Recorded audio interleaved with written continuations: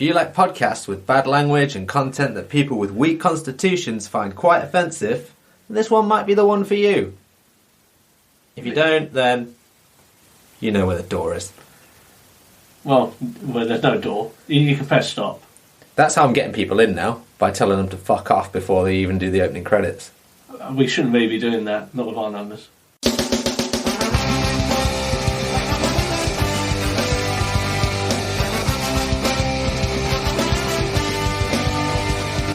Welcome to the Seesaw Podcast with T and Cleves. Each week, offering up a delayed perspective on life. Welcome to episode 12. Yep, we are in the teens now. No, we're not. 12 isn't a teen. We're not in the teens yet, but we're getting close to them. Yeah. Very close. Nice one. In the park. Nice recovery. That's an Olympic-style recovery there. From the bushes. I love it when you're watching like the Olympic gymnastics and they fuck up their landing and they'll take one massive jump forwards because they're off balance and then they still pretend like they were meant to do that. Totally stuck the landing when they haven't. Yeah. I mean, that's got to be a dangerous sport.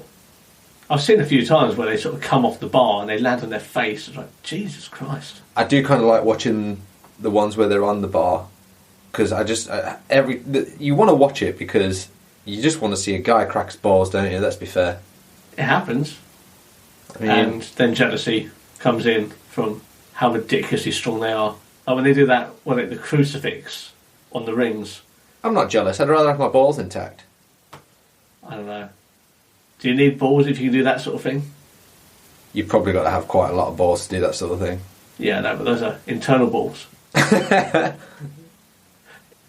So, topic of the week. So we're going to talk about charities and volunteering. Yeah, hot charity. As far as charities, I mean, now that he's retired, I used to be a guide dog user. I suppose I still am. I'm going to get another dog at some point. A user at heart. Once a user, always a user. I'm addicted to guide dogs. Just pump them in my veins. Guide Dogs for the Blind is a charity, which I use. Not perfect. I don't think any charity is. Because they still employ human beings, and I think everyone who's worked ever knows that people can be lazy and rubbish at their jobs. Guide Dogs, they're one of the better charities out there. They will put up the money, they'll give you the support. Well, technically the people that pay them put up the money. Are they worth my money, is my first question. No, well, yes. You were going to say no. No, what I was going to say no to is, yes, when I say put up the money, yes, people donate to them, but guide dogs aren't afraid to spend money. My dog had, it's a lipoma, which is a lump on one of his legs last year. It wasn't last year, it was the end of 2019. Massive one. All on the inside of his rear leg, and we didn't know if we were going to get him back. So we took him to the vet, and the vet was like, "Well, this is obviously serious. This needs to be removed." Then Guide Dog stepped in, and then they got the best surgeon in Europe. No expense was spared, and he came back to us on Christmas Eve, 2019. We got him back, and we didn't think we'd have him back for Christmas. And he was a little bit sore for a few weeks, but it's fine. But they spared no expense. Other vets would have quoted ridiculous sums, and unfortunately, if the owners can't put up the money, sometimes it's too readily, the dog gets put down, which I think is a bit crap. But I understand it's a business. But I heard numbers floating around, all the aftercare, 3 weeks aftercare and rehab for my dog, and I heard numbers like 15 grand all in. For everything that was done, scans, surgeries, medication, aftercare, working with dog physiotherapists, which are a thing, and 15 odd grand. I'm like, I could have afforded that. No way, and I know that's what insurance is for, but guide dogs are like, nah, we'll pay the bill. He's a working dog. So that's what I mean when they put up money. They're more than happy to put money forward for the dogs, for the service, and they rely on the donations. And I think they are worth your money. As a side story, in January 2020, the donation that I make to guide dogs inexplicably went up. Well, it wasn't anything to do with me because that was 2000. Oh yeah, right, 2020.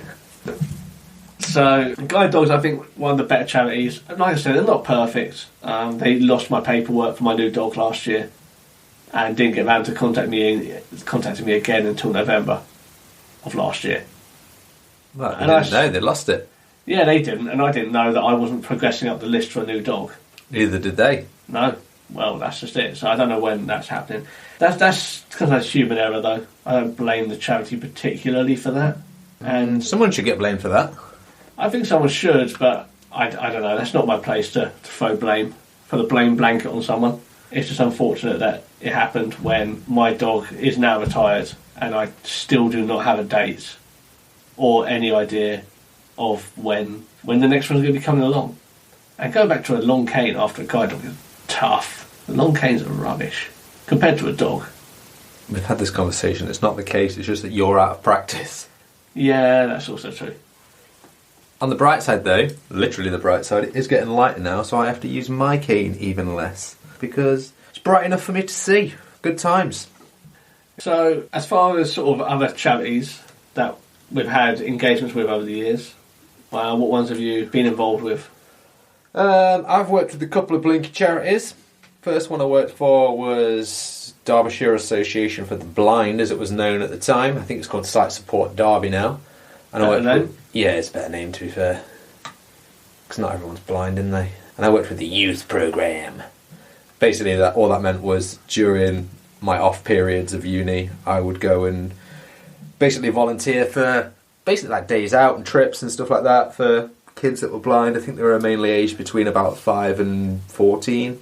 And they used to go out to like theme parks or even just to do sports activities or trampolining or even music, whatever. They just needed some extra people there just to help them out, look after stuff. Your classic case of the blind leading the blind. How'd you find it? Yeah, it was good. I'm not going to be one of those dicks that are like, oh yeah, it was so rewarding. I'll be honest, it gave me something to do. It was good, don't get me wrong. The kids were good. They were having a good time. Gets them to know people, especially a lot of the kids didn't just have like blinky conditions, sight conditions. Yeah, sight conditions. They had other stuff like severe autism, ADHD, epilepsy. I think one of them had just come out of chemo as well. So a lot of them maybe didn't have the opportunity to mix with friends and things like that at uni. Yeah. Or they've been chucked in a what's the word for a blinky school? Like a specialist school. Specialist school, yep. So they haven't really had much time around people without disabilities. I feel like I'm having to watch what I'm saying here. I don't mean it offensively, I just... No, so what you're saying is you worked with kids with multiple needs. Yeah. Which is tough. It is tough. And that, unfortunately, is... Visual impairment can often come with other conditions. It's not often that you get other conditions with visual impairment. Visual impairment usually comes as a booby prize with other conditions like autism, Down syndrome, some other sort of forms of epilepsy, stuff like that. You can get conditions that way. Right. The hardest thing to deal with on the thing that I was there with, because it wasn't the epilepsy and it wasn't the autism. Those people were surprisingly easy to deal with compared to the prick that had ADHD. That guy was a dick. He was a little prick. Right, go on. He was just, wow, God. And I know this is literally the symptoms of ADHD, but it's like, calm the fuck down. Like, stop being a dick to everyone. You don't have to be that guy. But that's going to have some, like, it's not just going to be ADHD, but there'll be, like, social aspects of that. It's also environment, how you're raised, how you grow up. I mean, you're right, yeah. But I wasn't prepared to always take care of him when he's being a prick, because I feel like I'm just shouting at someone else's kid. Yeah. You know, if like he goes over and like tries to punch another kid and you have to sort of grab him and restrain him, it's like, what the fuck are you doing? Stop punching that kid for no reason. Leave him alone. He's done nothing to you. Very difficult. But you found it rewarding? It was quite good. I did quite enjoy doing it. Like the staff there were good. I like the fact that charity actually had a youth program that actually seemed to make a difference to people. Yeah. It got, for people with like autism and, you know, some of the harsher conditions, if you like, it gave the parents a day away to do their own thing for a while, gave them a bit of respite. Yeah. I didn't mind it because obviously it was only a day, The kids seem to enjoy it. The staff members seem to have a good time. It seemed to be a genuinely good programme, and it actually got young people that are sight deficient involved in activities that potentially they weren't doing. Yeah. And whilst probably they should be doing those sorts of things within normal activities, so for example, if we were playing basketball, they probably should be going to the local basketball club and them just making adjustments to suit them. Yeah. At least they're out doing something, isn't they? If they're, it's better than just sat at home. Yeah. So it's good in that respect. I think it's good. I think that's the best way that a charity can provide, especially sort of like for vision impaired and children with sort of like disabilities and special educational needs and stuff like that, is just give them normal things to do, like regular activities, but give that, like, make that accessible, because especially if it's not being made accessible. So why did you do your volunteering work? Boredom. Was that the reason? Oh yeah, definitely. Like, between uni, I mean, I had a lot of downtime, and I just like to keep busy. And I just figured I was doing my job in the evenings, but during the day, I don't think there was any shifts going or something, so I figured, I'll just do some voluntary work.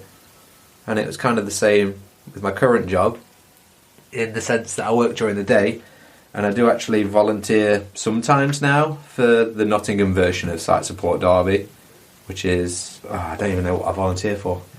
What is it? My Sight Nots. That's it. I can never really remember the name. It's basically like a less good version of the Derby one, from my experience. Yeah. In the sense that the service seems to be geared towards just old people, from what I understand, mainly. All their activities seem to run during work time. When I say work time, I mean 9 to 5, Monday to Friday. So if you're a working professional like myself or yourself that probably still wants to go out and do some of these things, you're pretty screwed because you've got a job. There's not a lot of stuff that works in the evening. I go and help out with bowling sometimes. I know they do some sports at the weekend, but it's not a great deal of things. Yeah. And I suppose arguably the kids' youth programme that was in Derby a lot of the time ran during the days, but it also ran on weekends occasionally as well, so yeah, gives them something to do.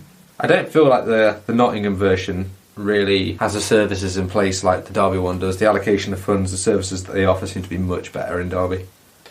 Yeah, and money is a big part of charity, really, isn't it? Yeah, it's where you put it though. That's it. It's where you're putting that money. There are certain things that I think money shouldn't be spent on certain things. So, like My Sight Not, they shouldn't be providing like accessible equipment. They shouldn't be. No, their budget shouldn't be used on that. There should be a console like there should. Well, they don't. They make you pay for it. Fair enough. I know that some charities do give out stuff for free, so they might not. But I know that some charities do. They offer it as like here. They basically have these things every now and again where it's like, come try out all this accessible stuff that we've got. You better believe that's well within the 9 to 5, Monday to Friday. So someone like me that might actually have some sort of use for it in daily life, no chance of going to have a look at that. But then, if you want it, it's you got to pay. And that sort of goes on to places like the RNIB. I'm sure the RNIB do a lot of good work. I don't. Right, we talk about these charities and the services and things like that, but when we talk about them, or when I talk about them at least, I talk about it in relation to myself. Yeah. And I don't see any kind of service that they're offering me. Well, what service would you want? Well, free cane, that'd be nice, every now and again. Yeah, I completely agree. Something that's essential for your mobility. Yeah. And they cost upwards to £50. If they're going to run activities and things like that, I'd like them to do it outside of work time.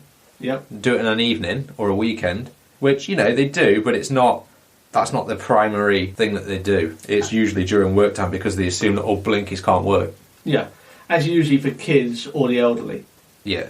What about for... kids are at school, yeah, for the most part. So, it's literally just for old people a lot of the time. What about stuff for young professionals? Why don't the RNIB put on stuff like bowling night for like in a region, and you don't need people there necessarily like over your shoulder going, would you know I can have a drink and stuff like that. But it's more like as guides for the fully blind, like totally blind and stuff like that. or people with severe conditions. But why not have something that is like 25 to 45s or 25 to 50s? You know what I mean? Why isn't that a thing? It's just sort of assumed that you don't need that sort of socialising as a disabled person. And I'm not going to say that that's for me, but I know people who would love that, who are in their 30s, but would love that networking. All I'm thinking is, right, you don't even have to limit it to that. All I'm saying is, if you're old, you ain't going to be doing that at night anyway. Yeah. So why not just move that activity that you're doing during the day, like, I don't know, swimming, for example, right? Just move it to the night. Yeah. And then everyone can go. But it doesn't have to be swimming, but it could be anything. Even like they have, I don't know, like coffee morning. Great. If you're elderly, you know, it gives you something to do in the morning. I'm not saying take that away, but why not do something in the evening, like just, you know, beers out or something like that. Yeah. You know, you meet at 7, 8 o'clock, have a few beers. Get everyone in, even the, you know, it can be people that work there, it can be friends and family, it can be just anyone that wants to go. We'll just organise a date and a time. Yeah. Find a quiet pub and have like a blind or visually impaired sort of like pool and darts night. And just say to the landlord, we're going to bring a load of people here, what's the quietest night? So that, we've got a little bit more space, a little bit more tables, just letting you know that this is the case, to so you're aware. And that's fine. Yes, I mean, that's the services that they can offer for me if they want. They cost them nothing. Yeah, exactly. But you make your own way there, don't you? All they've got to do is really... Okay, you've got to advertise it to an extent, which again is another pretty shocking thing about some of these local charities. Oh, it's so bad. Yeah, they're really...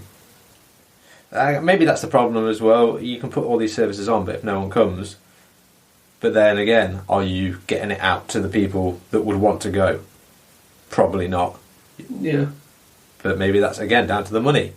Yeah. Are you allocating the money in the right places? Are you getting the money that you need? I don't know. Is it the staff? Are the staff the issue? Are they just out of touch? I think potentially it's a bit of everything. I feel like I'm ragging a little bit on My Site Knox, but that's just my own feelings. But it won't get better without criticism, because what they're doing isn't working. Well, maybe it is. I don't know. Maybe they're bringing in the money from the old folks. You know what I mean? Treat them nice, and then when they die, get some of that sweet inheritance. Yeah, I mean, I've gone to a couple of global training sessions which My Site Knots do help out with. I mean, that's on a Saturday, so they are going out of their way to do something on the weekend. Yeah, and I used to go to like bowling, and that was at night as well. And again, it used to be relatively well turned out. Yeah. When it did go ahead, so... I mean, transport is always an issue. Yeah, but again, they have good rates with cab firms. Around here they do, yeah. Yeah, okay, yeah, around here. But again, you can normally sort that out, can't you? There's going to be one person that drives. Or take a fucking bus. Yeah. Maybe that's another thing. Maybe they should be offering mobility services. If people can't take a bus to get into town, then that's on them, innit, really? Not on the charities, on the person, and it's on the charity. The charity could be offering that service. They don't like doing that. They would rather the council did that, or someone like Guide Dogs or the RNIB. Well, because they don't want the responsibility. They don't want the responsibility. They don't want to be qualifying their staff, have that liability insurance, do all the training, that sort of thing. And unfortunately, they can't be bothered with it. I think a lot of the time they just can't be bothered. Which I'm not going to blame them for it, especially their volunteers. I don't think they should be. Someone like the RNIB that's massive could be offering that. Maybe they do. I can maybe that was premature in me saying that they don't, but I don't know enough about them to say they do or they don't. I know guide dogs are a lot better than the RNIB on this. Like, even if you don't want a dog, if you phone up guide dogs and you want some mobility training on certain routes as a long cane user, they'll help you out. Yeah. They'll either do it themselves or they'll make your council do it, because they're really good with that. So even though they are called guide dogs for the blind, they do long cane stuff. Mm. But RNIB, I don't know, do they do it? Don't they? I don't know. Well, maybe that's a problem in itself. As people that are registered blind, we don't even know what the RNIB does. No. Maybe that, and again, that's going to come back down to marketing, isn't it? Surely they should be championing the services that they offer. I mean, the last thing I saw from them was on Twitter saying that COVID tests are now being made accessible after like a year of being out, and they're saying, "Oh, we've been petitioning the government, and now COVID tests are going to be like made accessible."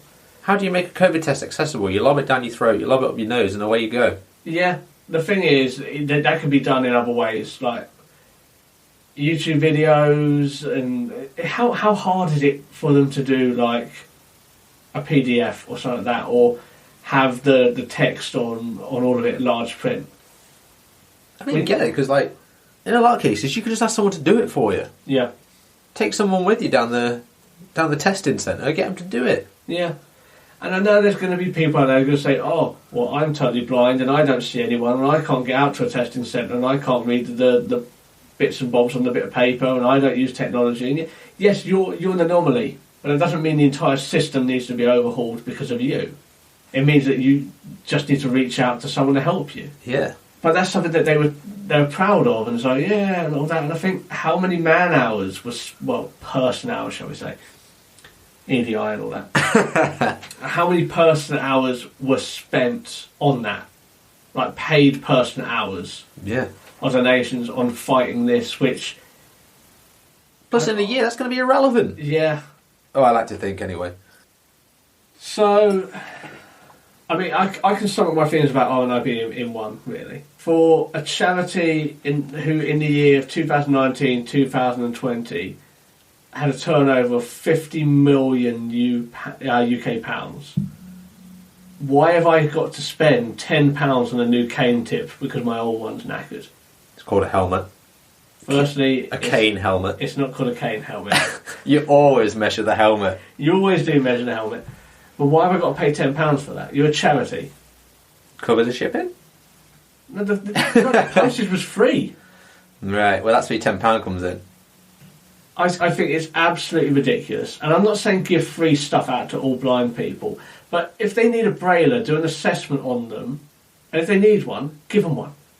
Like, use some of the money to give back to them. And I think RNIB, along with a lot of other charities, they use a lot of money for redevelopment.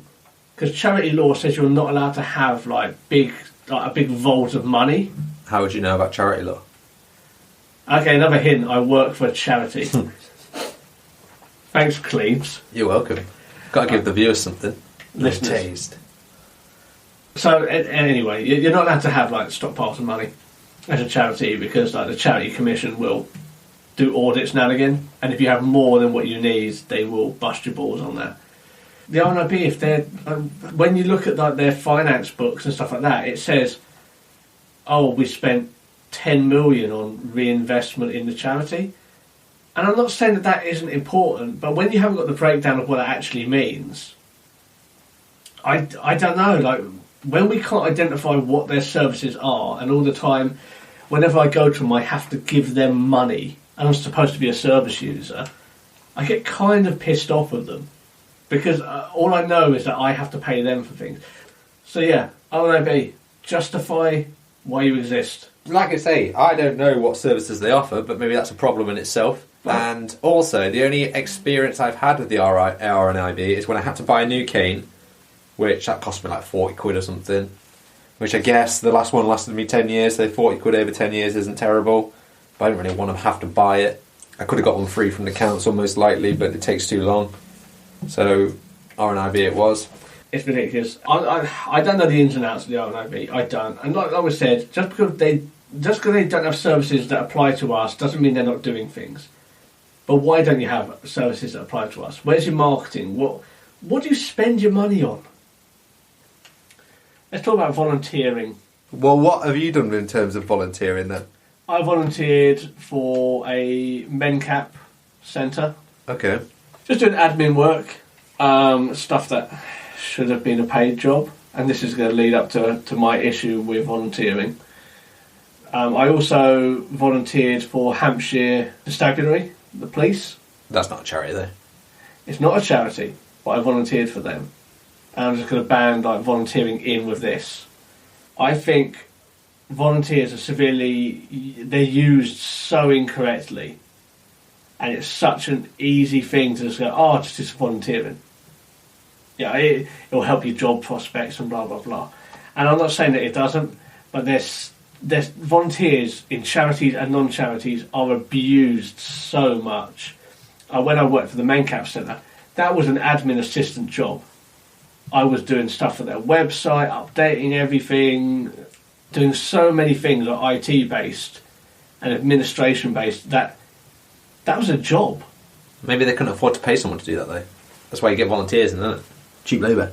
That's true, but I refuse to accept that, because there were times where there were just people, staff, just bumming around, just not really doing anything. And these are people that they didn't have to be in the building at that time. Like, there were no sessions booked in the diary, and they were just bumming around the building, having a cup of tea, just chatting away to each other. And they were paid, and maybe they've been there a long time, but I'm just there, and I'm like, I'm giving you my time for free, and you're just bumming around, and you get paid more than minimum wage, and you're just knocking around, and there's no kids here. You're not got any sessions on until this evening, so no reason for you to be here. You're not doing any cleaning or anything. I thought, why am I volunteering for you? Now, why are you paying me? You obviously need this job done, and no one else here can do it, or wants to do it. So this is a paid job. But it's like, but all the time they can get a volunteer to do it, they won't. Why would you? Well, that's it. And why would you be there if you didn't like? You said they were there and they were getting paid and you weren't, and that's a bad thing. But at the same time, you don't have to be there. You're not contractually obligated to be there in any way. No. And I agree. I think that this comes down to the whole. I was volunteering for charity as well as the police because I was out of work at the time and I was finding it hard to get into work. And we covered that in the employment episode. That is tricky. So that's what I was doing. But it got to a point where I was getting so frustrated, especially with the police as well, where I was doing a very skilled job. I was doing like stat analyst sort of things for speeding and traffic and things like that. And I was so resentful of being a volunteer because there was such a push from employment agencies and stuff saying, just volunteer, it uses up your time, and I'm not going to knock that. But I always felt the whole time like I'm doing skilled things that I should be paid for at two different places, and it makes you feel undervalued. It makes you feel like people don't want to pay you because you're disabled. That's how I felt. Like I'm doing two skilled jobs which each organisation need that person to do, which I'm accommodating them for, but they don't feel it necessary to pay me. And when the police started laying off people, even though I was volunteering, they got rid of me because the department was made smaller, and they got rid of me. And that was move me to another department. Why would you get rid of a volunteer? It makes no sense to me because they dissolved the department. The department was completely got alright. Okay. But they could have moved me elsewhere. Yeah, but they didn't. Which again just made me feel underappreciated, and I stopped. And when I started working in leisure, I did volunteer for 2 months, and then they started paying me hourly. They gave me a small amount of hours, and they said, "You're really good. We'll give you a small amount of hours." And that's the good part of volunteering, where it can really help. It can actually lead to jobs. It can. But you're saying that's rare. It is rare. Yeah, I think you're talking about volunteering for two different reasons, though, aren't you? Because I volunteered literally just to burn some of my time. I didn't have a job at the time, or in the later years I had a job, and I thought I've got the odd evening free here and there, I'll do some volunteering. Whereas you were volunteering to basically encourage the job prospect. It was a means to an end in your case, whereas mine was just done for not the joy of it, but because I could. Yeah, and I agree. There are two different reasons behind it.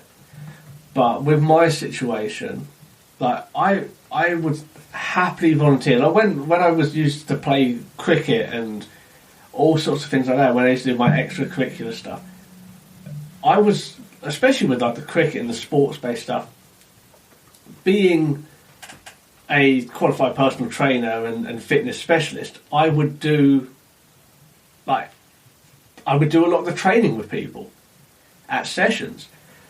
I would help out with various bits and bobs wherever I could because it helps. And that sort of thing, I never considered it volunteering, and that sort of thing I'm happy to help out with. But I suppose my issue is, like, I don't mind doing the volunteering if it's like for the good of things, and a charity needs that, and they haven't got the money, and they're really stretched, and I get it completely. But appreciate your volunteers.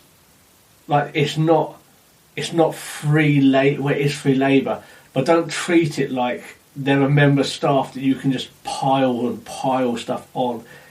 The amount of times I had so much work to do for these places, and it was just ridiculous. And I thought, I'm not getting paid for this, and this is, like I said, I should be getting paid, and that's what my issue was, and that's a trap that you can fall into. Start to get invested in the company.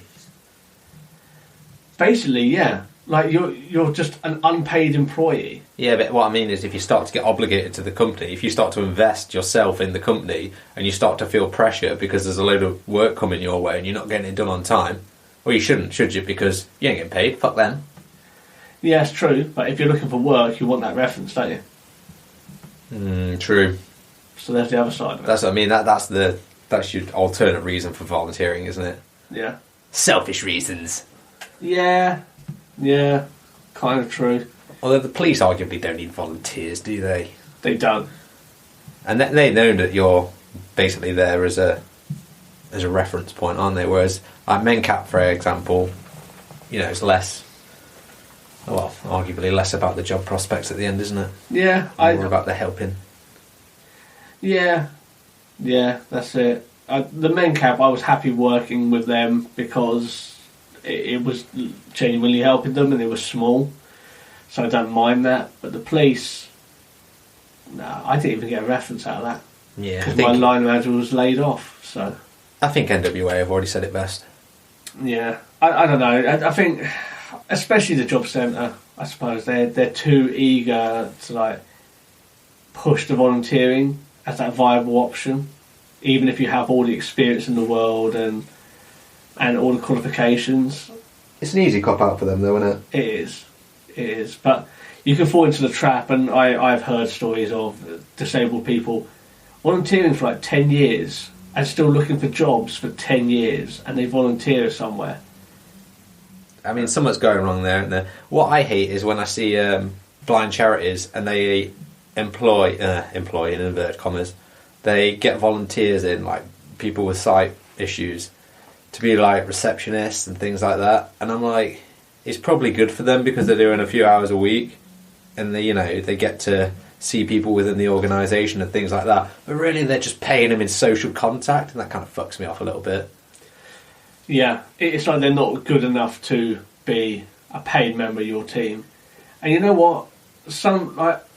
I looked at getting a job with places like Action for Blind People and RMIB and stuff like that when I was trying to find work. And when I went for jobs, I was like, not only am I qualified for this and have some experience, but I'm also going to be able to give you the experience, like personal experience and relatability to like your service users. No, they don't care about that. Yeah, they don't seem to want that. I noticed that when I went for a job at my site. Weird.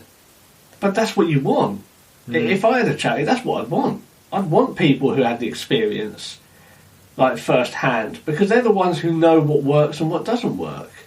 That's another thing that a lot of charities don't offer either, like work programs to get blind people into work. No, they really don't. Box me off massively. Yeah, they really don't, and that sucks. Poor service, isn't it? Poor allocation of funds. It goes back to that all the time. Yeah, I think as a summary of this, I think charities. It's good to give your money to a charity, but I think it's important if you're going to give money to a charity to do a little bit of background on it. Yeah, know where it's going. Know where it's going. What are they doing? Like if you want to give to let's say my site Nottingham is an example. If you want to donate to them, great. You want to donate to a charity. just do a Google search. What have they done in the last 6 months? You can probably find their Maybe not this last 6 months, but no, but outside of this, yeah.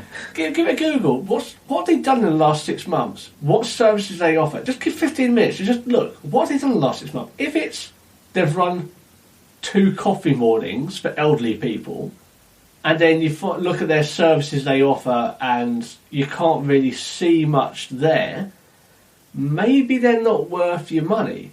And maybe they don't have the money to run it. But as we established earlier with like the whole pub evening thing, sometimes it's not about money. And they're already hiring their staff. So they just have to change their shift and get out of this 9 till 5 mentality. Yeah. And I should point out as well, the staff that I have worked with at my site have actually been quite good. So I don't know where the issue lays. Or lies. Lies. Yeah, like I said at the start of this, all it takes is one lazy, unqualified, inexperienced or ignorant person and you can upset the entire boat. You all know, you listeners, the busted wheel of your organisation or company. You all know that person. If you don't, it's probably you. Yeah. And the busted eyes of my corporation. Yeah, but you also work really hard. Yeah. But, you know, I tick the box now. You always got to hire a spaz. And I'm that guy. Yeah, my company also did, I guess. So, shall we wrap up? Let's wrap. Please cut that out. What? Let's wrap? Let's wrap, my brother. I didn't say let's wrap, my brother, did I? You just said let's wrap. So, I think we covered...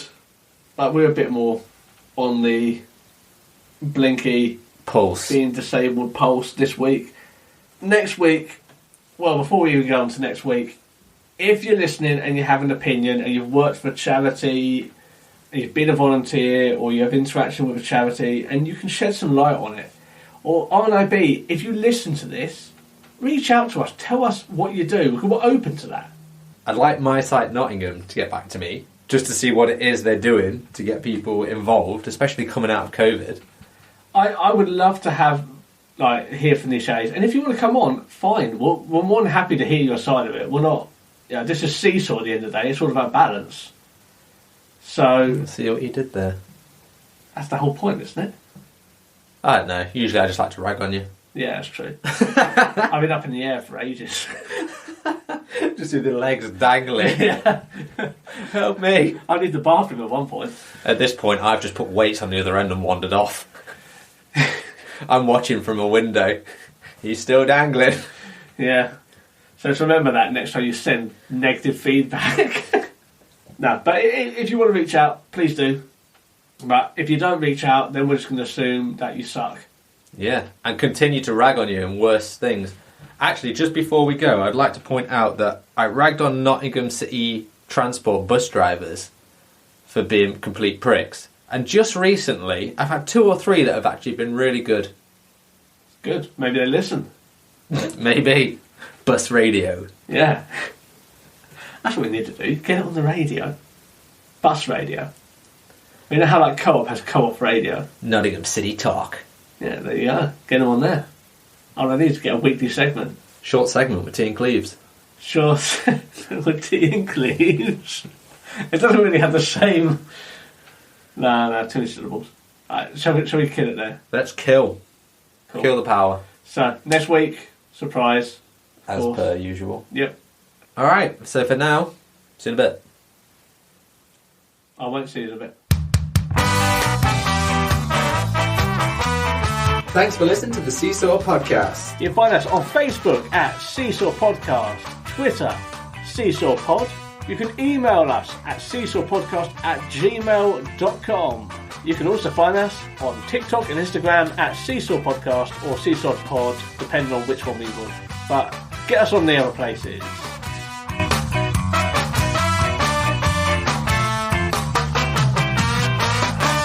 This podcast was recorded in front of a blind audience.